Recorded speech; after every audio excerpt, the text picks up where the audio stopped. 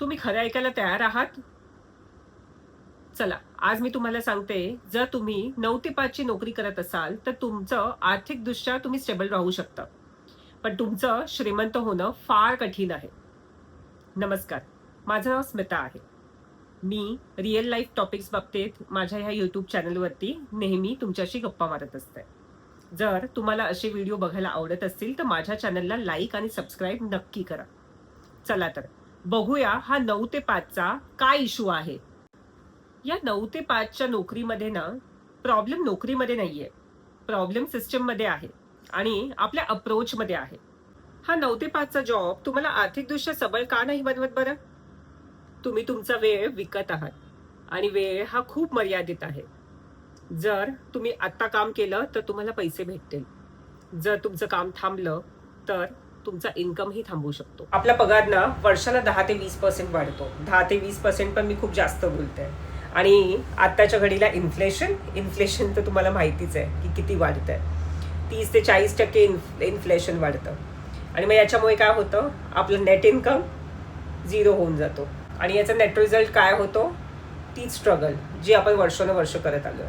दरवर्षी आपल्याला असं वाटतं की चला ह्यावेळी अप्रेझल झालं तर 5-10% पगार वाढेल, थोडेसे सेव्हिंग्ज होतील, थोडेसे SIP चालू करू, थोडे कुठे इन्व्हेस्ट करू.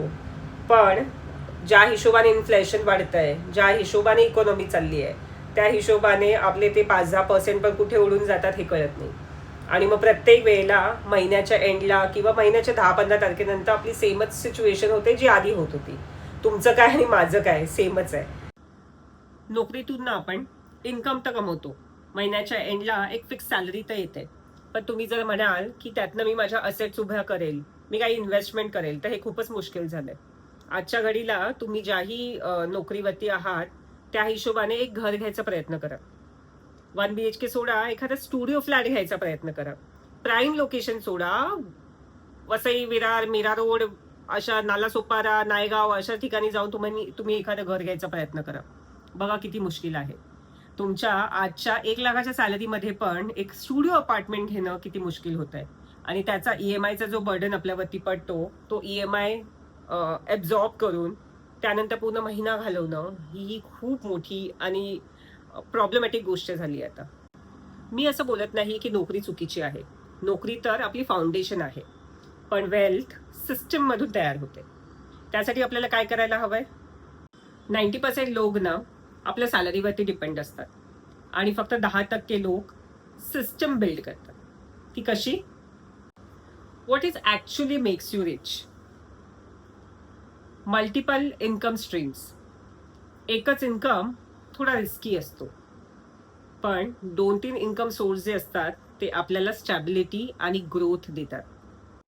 उदाहरणच द्यायचं झालं तर फ्रीलान्सिंग स्टार्ट करा, साईड बिझनेस स्टार्ट करा, एखादं ऑनलाईन वर्क स्टार्ट करा, छोटी छोट्या गोष्टी स्टार्ट करा, पण करा. आपले स्किल्स अपग्रेड करा. मी माझ्या आधीच्या व्हिडिओमध्ये नेहमीच सांगत आली आहे की तुमचे स्किल्स अपग्रेड करा.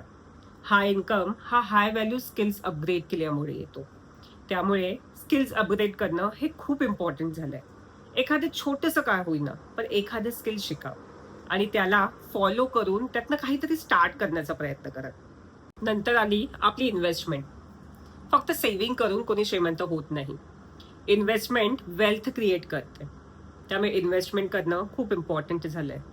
म्युच्युअल फंड्स, स्टॉक्स, SIP छोट्यापासून स्टार्ट करा, पण स्टार्ट करा.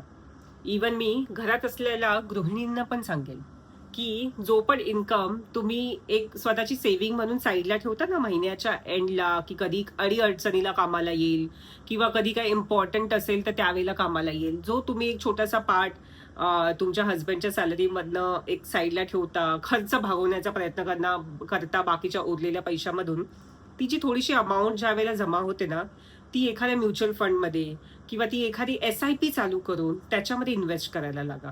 आय नो आजच्या घडीला ज्यावेळेला हे वॉर, मिडल ईस्ट वॉर आणि हे जी सिच्युएशन चालली आहे त्याच्यामुळे आपली इकॉनॉमी खूप ढासळली आहे, शेअर मार्केट पण खूप ढासळलं आहे. पण ती छोटीशी इन्व्हेस्टमेंट पण जी असेल ना, इन्व्हेस्ट करा आणि सोडून द्या. लॉंग टर्मसाठी ठेवून द्या ती.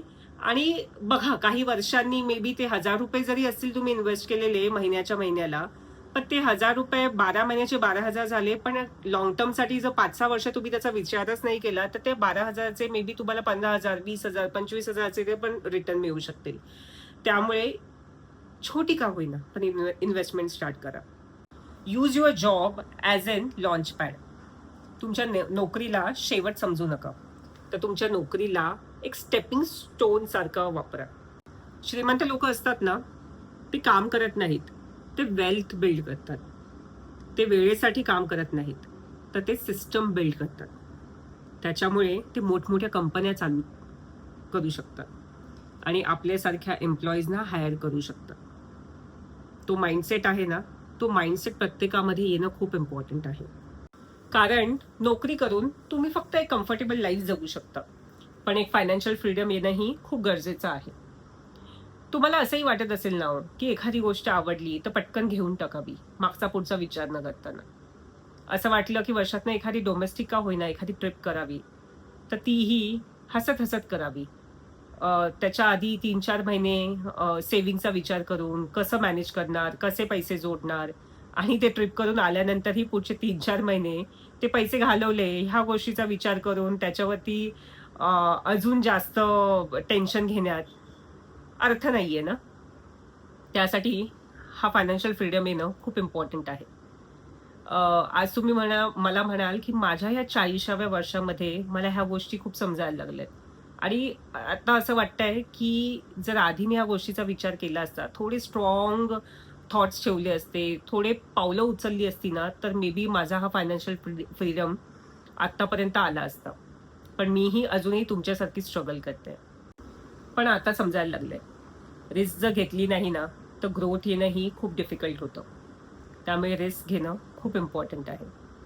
मी बहुधा खूप उशिरा स्टार्ट करते, पण माझे जेही व्ह्युअर्स आहेत, जे आता वयाच्या 20-30मध्ये आहेत, त्यांनी प्लीज आमचे जे अनुभव आहेत, तुमच्या आजूबाजूला जे 40s मधली जे लोक आहेत, जे मे बी तुम्हाला टेन्स दिसतात, पिस्ड ऑफ दिसतात, बिकॉज ते त्यांचं लाईफ अपग्रेड करू शकत नाहीये, त्या इन्कममध्ये त्यांचं काही भागत नाहीये, तर प्लीज तुम्ही आत्ताच अलर्ट व्हा.